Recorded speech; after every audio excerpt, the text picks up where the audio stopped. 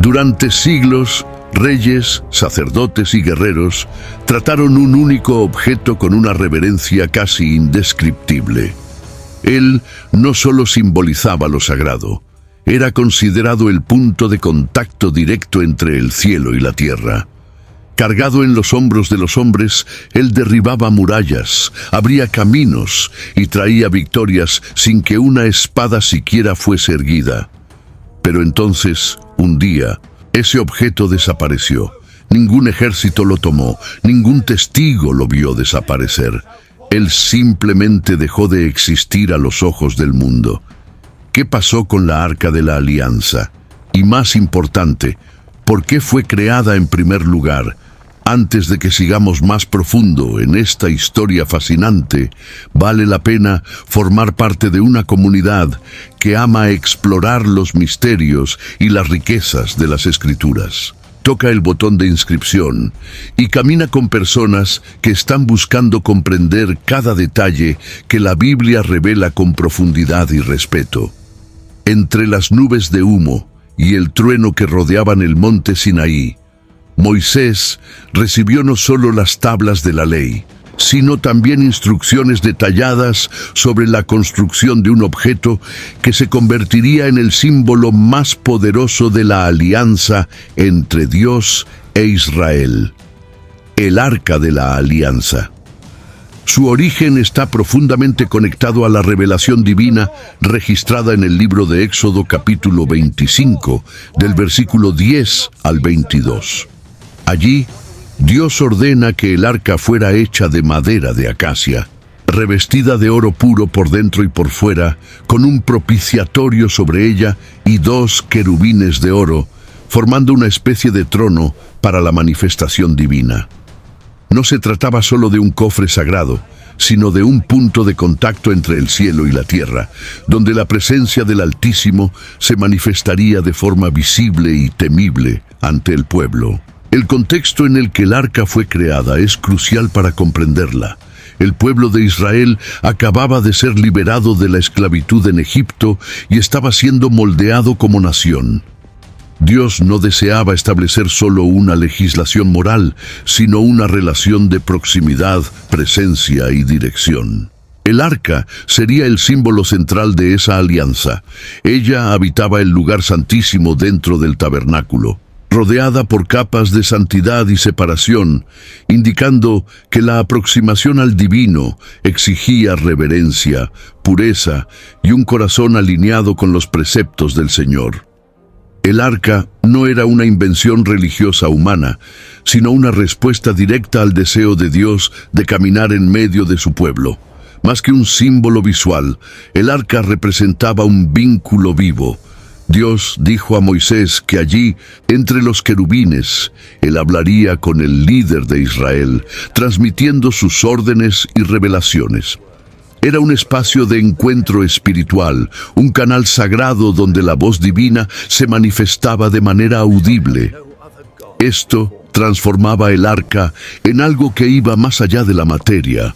Era un portal espiritual que sellaba la presencia de Dios en medio del campamento. Ningún otro objeto en el Antiguo Testamento cargaba tal peso espiritual y teológico. Este papel central del arca como lugar de comunicación divina explica por qué era rodeada de tantos cuidados. Solo los levitas podían cargarla, y aún así, sin tocarla directamente. Bastaba un simple toque descuidado para que la consecuencia fuera mortal, como se verá más adelante. Este temor no era sin razón. Se trataba del objeto más santo jamás construido por la humanidad, bajo órdenes directas del propio Creador. El arca enseñaba que la presencia de Dios no puede ser banalizada o reducida a un símbolo místico o ritualista. El origen del arca, por lo tanto, revela que su propósito primordial no era militar ni estético, sino relacional. Era un trono móvil, una señal visible de la presencia invisible de Dios, construido para que el pueblo comprendiera que no caminaba solo.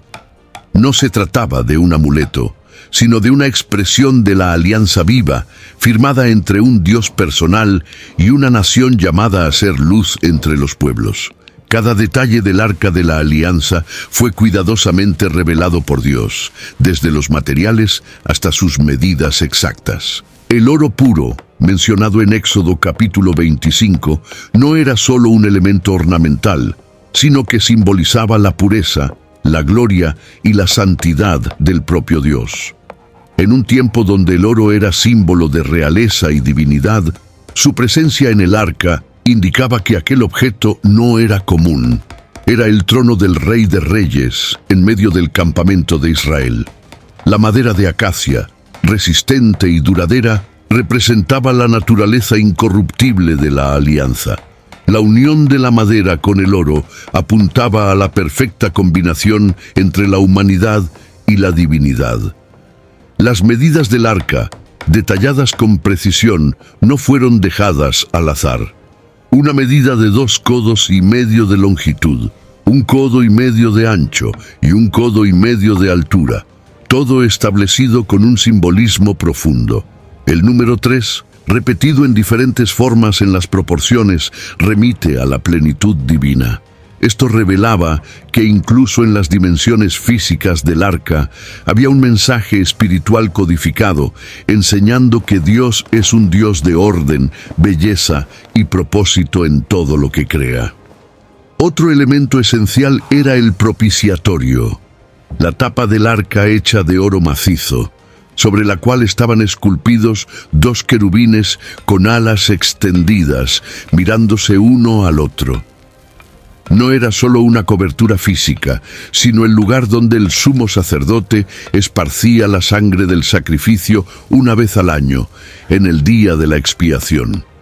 Esa sangre sellaba el perdón de los pecados del pueblo. En Romanos capítulo 3, versículo 25, el apóstol Pablo interpreta ese propiciatorio como un símbolo de Jesucristo, quien se ofreció como propiciación por nuestros pecados.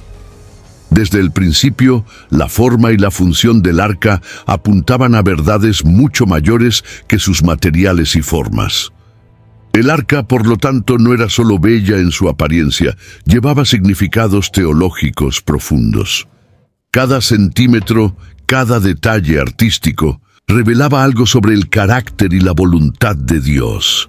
No era una construcción artística inspirada, sino una obra revelada directamente del cielo. El oro no estaba allí para impresionar los ojos humanos, sino para declarar que el Dios de Israel era glorioso, santo e infinitamente digno de adoración. Cuando miramos los detalles del arca con esa lente espiritual, comprendemos que Dios siempre se revela a través de la belleza y de la precisión. Él no actúa con improviso, sino que conduce todas las cosas con intención divina. El arca de la alianza fue moldeada para ser no solo un objeto sagrado, sino una declaración visual de lo que es santo, eterno y absoluto ante una generación que necesitaba aprender a vivir bajo la presencia gloriosa de su Dios. Dentro de la arca de la alianza reposaban 3 elementos que a primera vista podrían parecer simples objetos de recuerdo. Sin embargo, cada uno de estos ítems cargaba consigo capas profundas de significado espiritual e histórico. Según Hebreos capítulo 9, versículo 4, estos elementos eran el vaso de oro con el maná, la vara de Aarón que floreció y las tablas de la alianza. Juntos, formaban un testimonio permanente de la fidelidad de Dios, del liderazgo elegido por Él y de la alianza establecida entre el Creador y su pueblo. El maná, recogido diariamente en el desierto, representaba el cuidado sobrenatural de Dios con su pueblo en momentos de escasez y vulnerabilidad. La presencia de este alimento dentro de la arca indicaba que la provisión divina no debía ser olvidada. Era un recordatorio vivo de que Dios es suficiente para sustentar a sus hijos, incluso cuando todos los recursos terrenales parecen haberse agotado.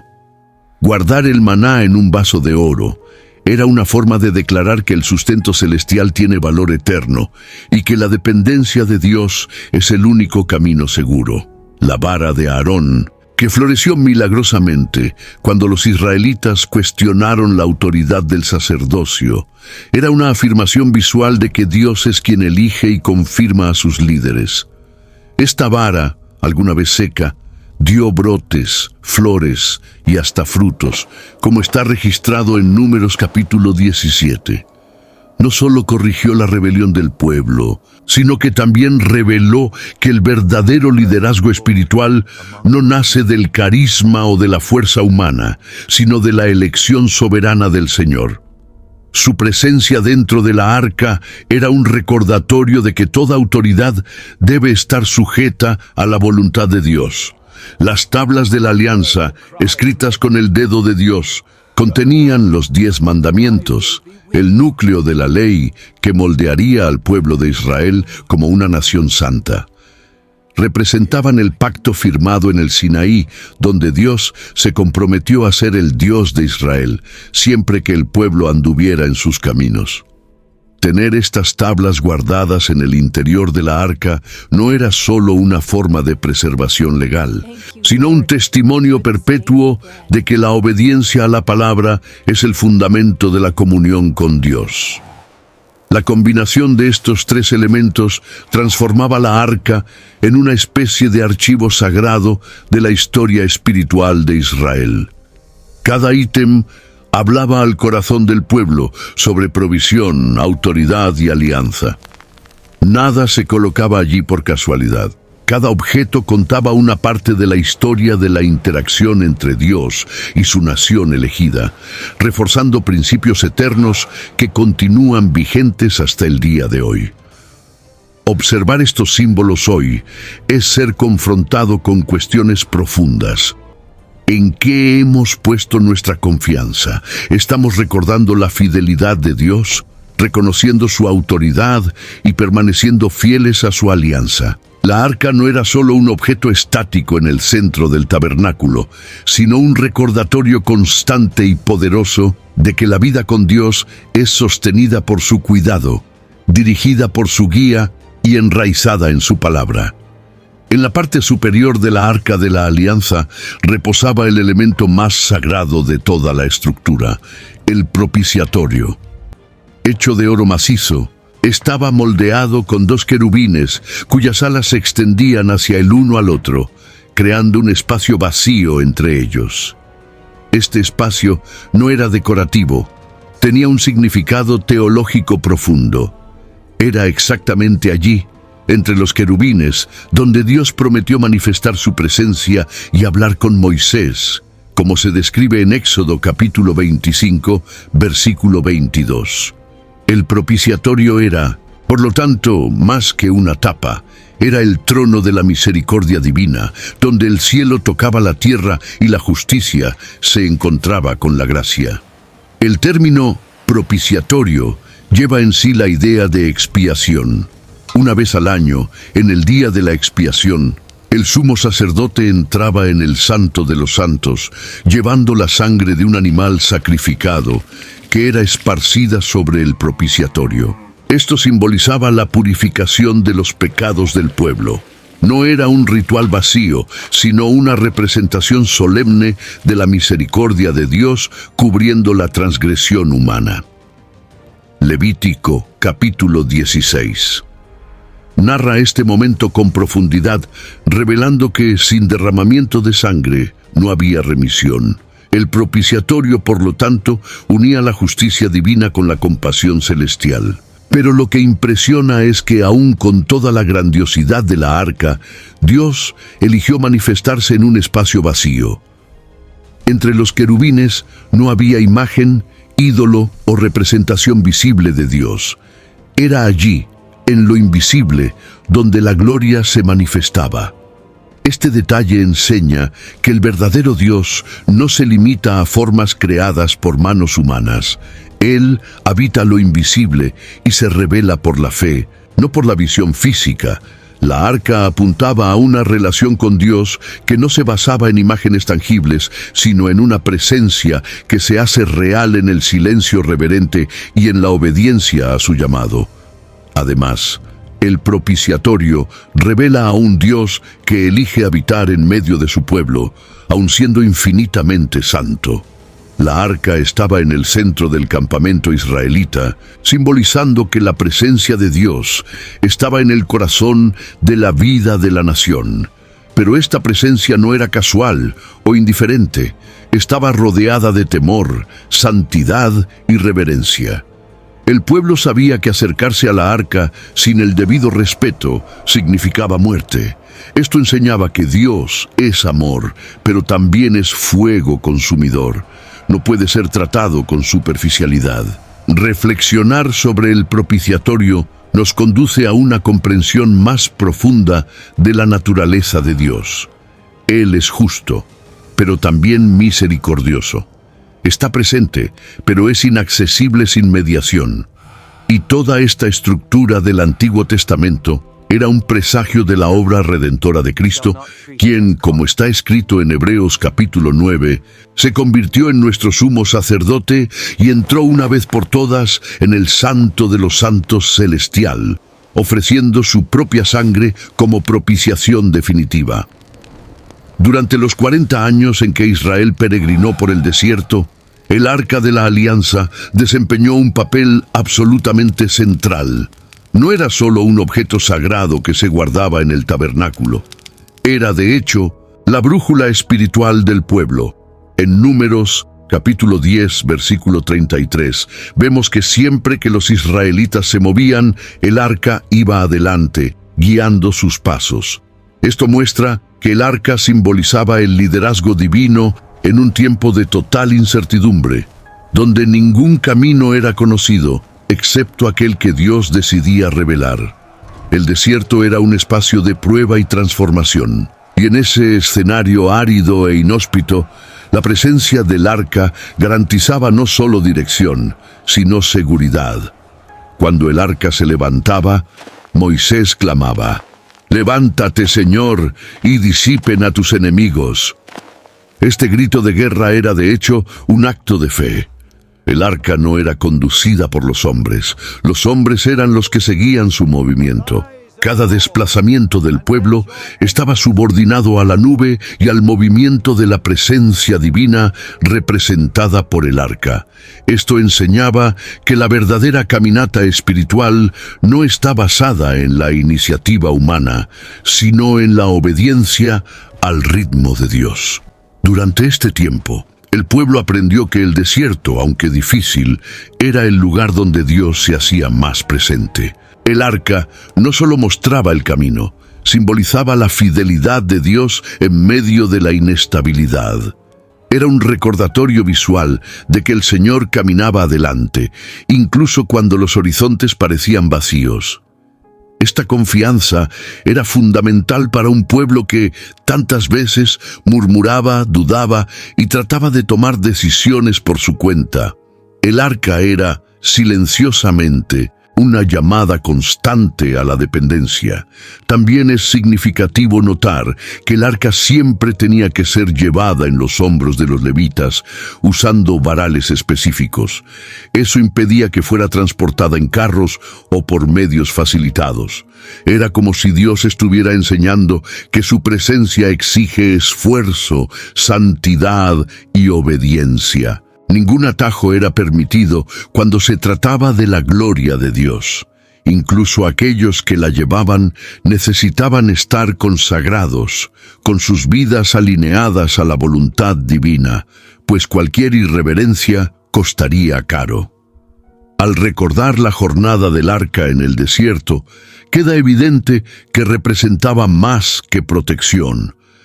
Era un recordatorio continuo de que en tiempos de transición, donde todo es incierto y amenazador, la dirección segura no viene de la lógica humana, sino de la presencia constante de Dios. Y tal vez, en nuestros propios desiertos, debiéramos buscar menos por rutas alternativas y más por la presencia que va adelante. Cuando Israel partía a la guerra, Era común que el arca de la alianza fuera llevada al frente del ejército. Esta práctica revelaba más que una tradición religiosa. Expresaba la creencia de que la victoria solo era posible cuando la presencia de Dios precedía a los soldados. Uno de los episodios más emblemáticos ocurre en Josué capítulo 6, cuando los israelitas, alrededor de las murallas de Jericó, llevaron el arca en silencio durante 7 días. En el 7º día, al sonido de las trompetas, los muros cayeron. No fue una táctica militar común, sino una intervención sobrenatural movida por la obediencia a la dirección divina. La presencia del arca en la línea de frente mostraba que la batalla era, ante todo, espiritual. Los enemigos de Israel no temían solo a los soldados hebreos, temían al Dios que caminaba con ellos. El arca, rodeada de levitas y precedida por trompetas de plata, representaba que el poder no venía de las espadas, sino del favor de Dios.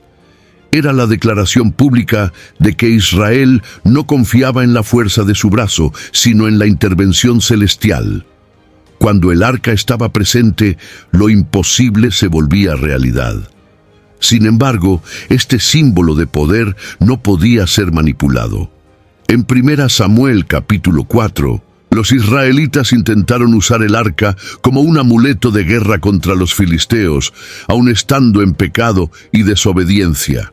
El resultado fue catastrófico. El arca fue capturada. Los sacerdotes Hofni y Fineas murieron, y Israel sufrió una derrota humillante. Esto prueba que el arca no era un arma mágica, sino una representación de la alianza viva con Dios. Fuera de la obediencia, su presencia no garantizaba ninguna victoria. El verdadero poder del arca no estaba en su estructura o simbología, sino en la relación que representaba. Cuando el pueblo caminaba en alianza con Dios, su presencia traía victoria. Cuando usaban el arca como un talismán, la derrota era inevitable. Esta lección sigue siendo válida. La presencia de Dios no puede ser invocada como una fórmula. Es resultado de intimidad, reverencia y alianza verdadera. El arca iba adelante en las batallas, pero su efectividad dependía de la integridad de quienes la seguían. Ante esto, entendemos que las mayores guerras no se ganan con fuerza humana, sino con la presencia real y activa de Dios adelante. En nuestras luchas actuales, espirituales o emocionales, la lección del arca sigue siendo clara. No es la estrategia la que garantiza la victoria, sino la presencia. Cuando Dios está adelante, incluso los muros más impenetrables caen. La arca de la alianza, símbolo máximo de la presencia de Dios, también protagonizó uno de los episodios más oscuros de la historia de Israel: su captura por los filisteos. El relato, encontrado en 1 Samuel capítulo 4, revela un momento en que la confianza del pueblo fue colocada no más en Dios, sino en el objeto sagrado en sí. Tras una derrota humillante para los filisteos, los ancianos israelitas decidieron traer la arca del Señor al campo de batalla, como si ella fuera un talismán de poder automático. El error fue grave, pues la arca no podía ser manipulada para servir a voluntades humanas desconectadas de la obediencia y de la reverencia al Dios que ella representaba. Lo que siguió fue un desastre espiritual. Hofni y Fineas, hijos de Eli y sacerdotes corrompidos, estaban entre los que cargaban la arca. Sus pecados ya habían provocado la ira divina, y ahora intentaban forzar la mano de Dios en una guerra que Él no había ordenado. Los filisteos, incluso temiendo la presencia de la arca, enfrentaron a Israel con ferocidad y ganaron la batalla. La arca fue tomada, miles de soldados israelitas murieron, y el propio Eli, al escuchar la noticia, cayó y murió. El grito de desesperación de su nuera al dar a luz un hijo y llamarlo Icabod resume el horror de aquel día. Se fue la gloria de Israel. La captura de la arca reveló que la presencia de Dios no puede ser separada de la santidad. Cuando la nación se aleja de la alianza, incluso los símbolos más sagrados pierden su función espiritual. Dios no es cómplice de estrategias humanas camufladas de fe. La arca, que tantas veces trajo victoria, ahora estaba en manos de los enemigos, y eso dejaba claro que la gloria de Dios no puede ser manipulada o invocada por rituales vacíos. El pueblo había olvidado que la obediencia vale más que sacrificios y que la santidad precede el favor divino. Este episodio también expone una verdad dura, pero necesaria. Hay momentos en que Dios permite que su gloria se aleje como forma de juicio y corrección. La presencia de Él no es automática ni garantizada por objetos o títulos. El alejamiento de la arca fue, en esencia, un reflejo del alejamiento del corazón del pueblo.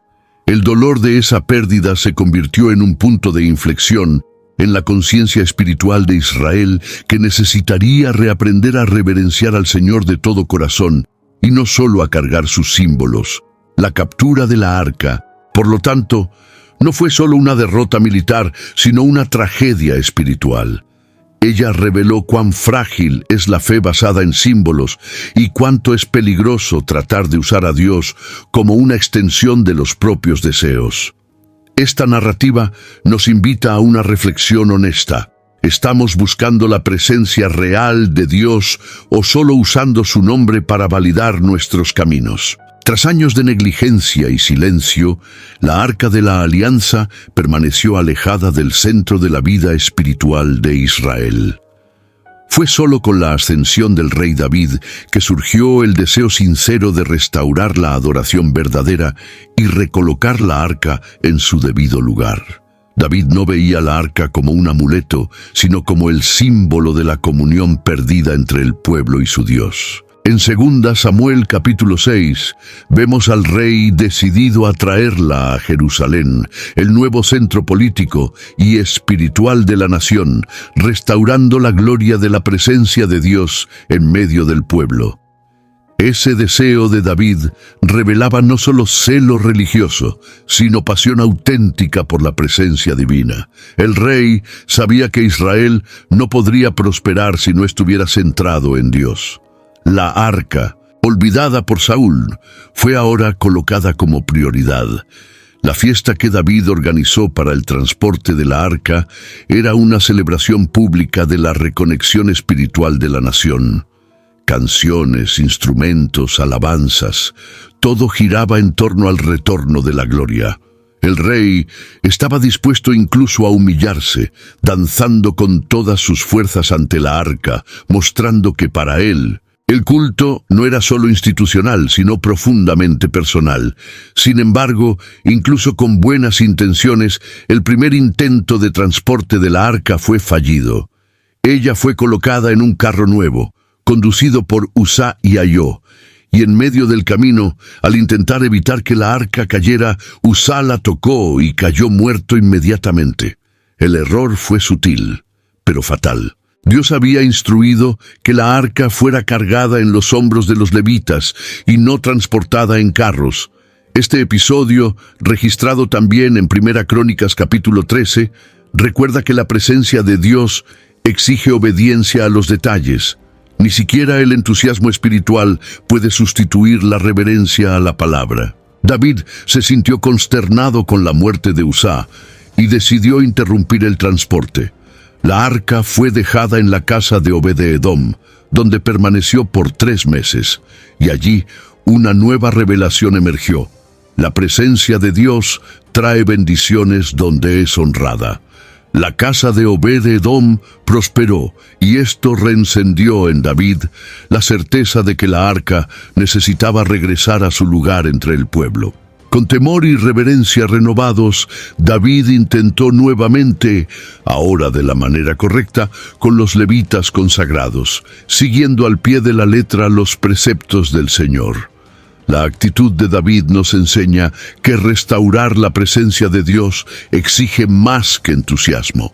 Es preciso humildad para reconocer errores, reverencia para obedecer con precisión y valentía para persistir incluso tras fracasos. La arca no era solo un símbolo nacional, sino la señal de que Dios quería habitar entre su pueblo. Y para David, nada era más importante que ver esta gloria nuevamente entre los hijos de Israel. El episodio de la muerte de Uzá, registrado en 2 Samuel capítulo 6, es uno de los momentos más impactantes y al mismo tiempo más incomprendidos de la historia del Arca de la Alianza. A primera vista puede parecer severo que un simple toque resultara en muerte instantánea, pero el contexto revela algo más profundo. No fue solo un error físico, sino una negligencia espiritual grave. Dios había dado instrucciones claras sobre cómo el arca debía ser transportada y al colocarla en un carro nuevo, el pueblo actuó según la lógica humana y no según la orientación divina. Uzá no era un extraño.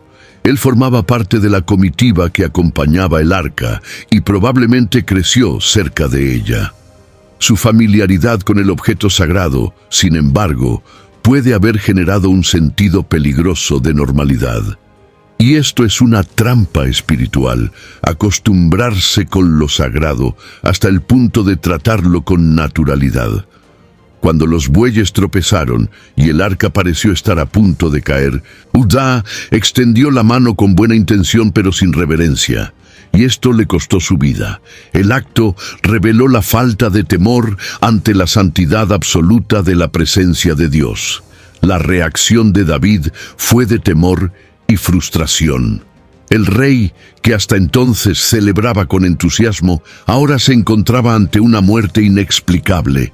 Temió traer el arca a su casa y la dejó en la casa de Obed-Edom. Este momento marcó un cambio en la comprensión de David sobre la presencia de Dios. Comprendió que las buenas intenciones no sustituyen la obediencia y que la presencia divina es gloriosa, pero también exige santidad.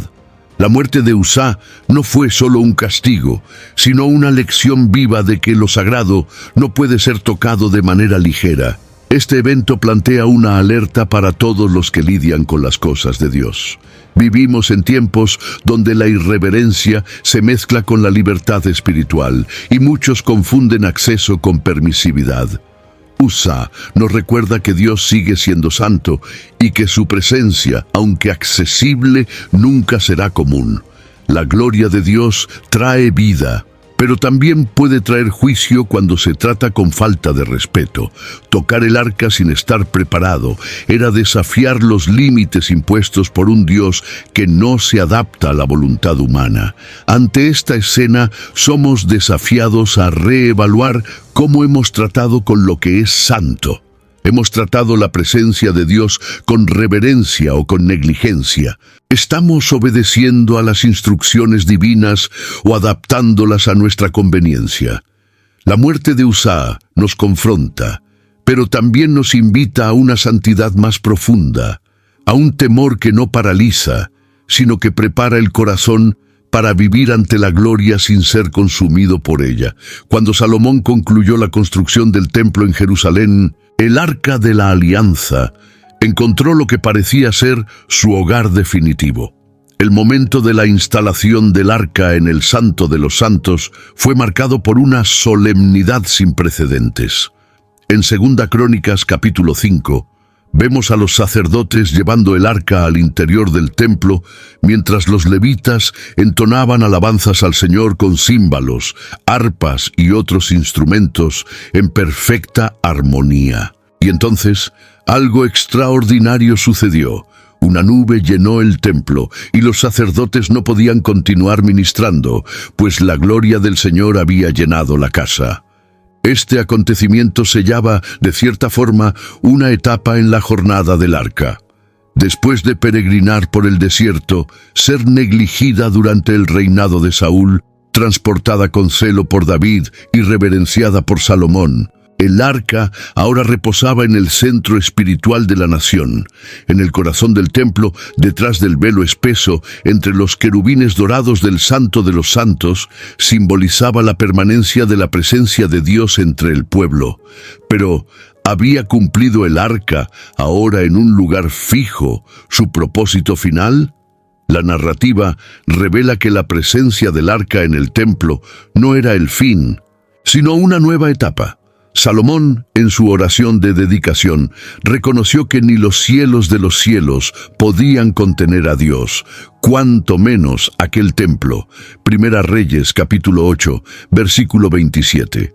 Esto muestra que, aunque el arca estaba en un lugar glorioso, nunca podría limitar o contener la grandeza divina. Permanecía como un símbolo de la alianza, pero nunca sustituyó al propio Dios, quien sigue siendo soberano y trascendente. Con el tiempo, sin embargo, la presencia del arca en el templo fue oscurecida por la infidelidad del pueblo. El corazón de Salomón, antes dedicado, se desvió.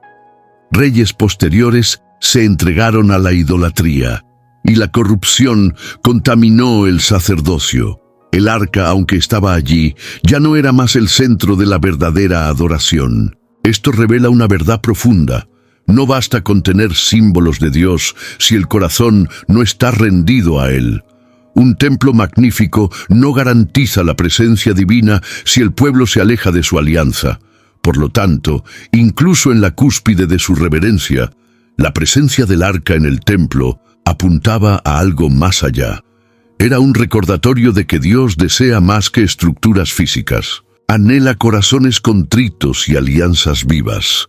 El templo podría ser imponente, pero la verdadera gloria residía en la comunión continua entre el Creador y su pueblo. El arca, allí en ese lugar sagrado, no estaba cerrando su misión, sino preparando el escenario para revelaciones aún más grandes sobre la habitación de Dios entre los hombres. Entre todos los misterios que envuelven los tiempos bíblicos, pocos provocan tanta curiosidad como la desaparición del Arca de la Alianza. Después del reinado de Salomón y los períodos subsiguientes de idolatría e invasiones, las Escrituras dejan de mencionar el arca con claridad. Cuando el templo fue saqueado por los babilonios en el tiempo de Nabucodonosor, según se registra en Segunda Reyes, capítulo 25, muchos de los utensilios sagrados fueron llevados a Babilonia. Pero no hay ninguna mención directa al destino del arca. El silencio de las Escrituras abre margen para numerosas especulaciones, pero también revela algo más profundo. Algunas tradiciones judías, como las encontradas en el segundo libro de los Macabeos, sugieren que el profeta Jeremías habría escondido el arca en una cueva en el monte Nebo para protegerla de la profanación de los invasores. Otras teorías afirman que habría sido llevada a lugares lejanos, como Etiopía, donde hasta hoy comunidades afirman poseer reliquias asociadas al arca. Hay quienes creen que fue consumida por la gloria de Dios, retirada del plano físico por orden divina, como sucedió con Moisés, cuya tumba jamás fue encontrada. El silencio bíblico sobre su paradero no parece accidental. Quizás sea un indicativo de que el foco de la adoración ya no debería estar en el arca como objeto físico, sino en la relación espiritual con el Dios vivo. Cuando se construyó el segundo templo, en la época de Esdras y Nehemías, el arca ya no estaba presente en el Santo de los Santos. Aún así, los rituales continuaron, el culto prosiguió y la fe permaneció. Esto enseña que el corazón de la adoración no está en objetos o reliquias, sino en la obediencia y en la entrega sincera. Es notable que, a lo largo del Nuevo Testamento, el arca desaparece completamente del culto y de la narrativa cristiana. Se menciona únicamente de forma simbólica en el libro de Apocalipsis, capítulo 11, versículo 19. Donde Juan tiene una visión del templo celestial y ve el arca de la alianza en el cielo. Esta referencia sugiere que el verdadero arca, la máxima expresión de la presencia de Dios, no está escondida en algún lugar de la tierra, sino en su morada eterna, aguardando la revelación plena de la gloria de Dios al final de los tiempos. Ante esto, el misterio del arca no debe llevarnos a la obsesión por su localización, sino a entender que el mayor tesoro no es encontrarla físicamente, sino conocer al Dios que ella representaba. El arca desapareció, pero la presencia de Dios sigue accesible a todo aquel que lo busca en espíritu y en verdad. La desaparición del arca no fue el fin de la alianza, sino el presagio de una nueva era en la que el corazón humano se convertiría en el nuevo lugar de la morada divina. Todo el camino del Arca de la Alianza, desde su construcción hasta su desaparición misteriosa, apunta hacia una verdad mayor que ella misma. Como se enseñó en Hebreos capítulo 9, el Arca era una sombra de las realidades celestiales, un símbolo que preparaba el camino para la plenitud de la revelación en Cristo. El propiciatorio, donde se esparcía la sangre, era una figura del sacrificio perfecto de Jesús, quien, al morir en la cruz, abrió el camino directo al Santo de los Santos eterno.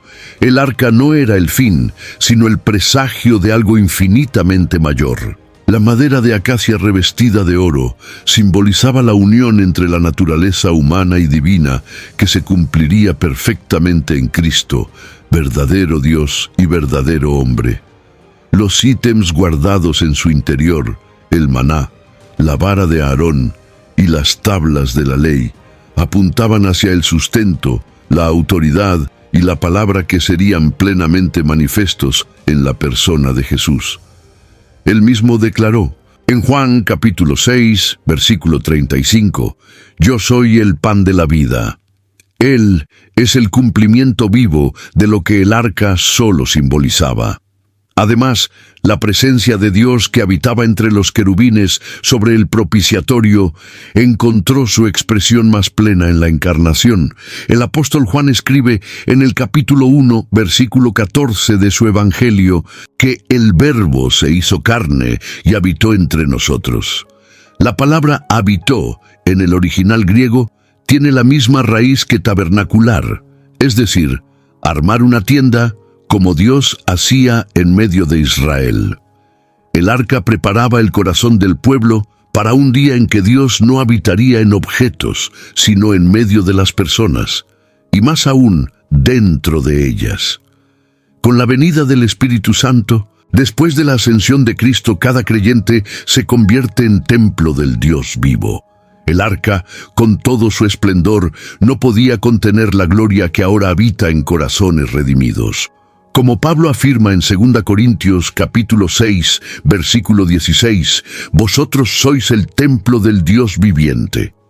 La antigua alianza cede espacio a la nueva, y lo que era símbolo se convierte en realidad.